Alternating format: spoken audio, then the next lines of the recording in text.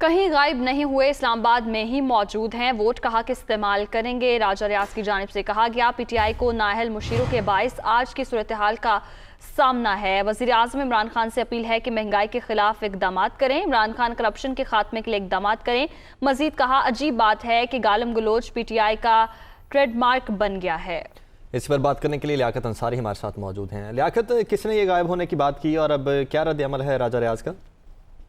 जी बिल्कुल, अगर तीन ग्रुप की बात की जाए तो इनके अरकान सूबाई असम्बली के पंजाब में बिलखसूस लाहौर में मुतवातर से इजलास हो रहे हैं, लेकिन अरकान कौमी असम्बली का कोई इजलास नहीं हो रहा। और पीटीआई में ये एक आम बात और एक तासुर था कि पीटीआई के जो तीन ग्रुप के अरकान कौमी असम्बली है वो गायब हैं और कहीं मंजर पर नहीं आ रहे।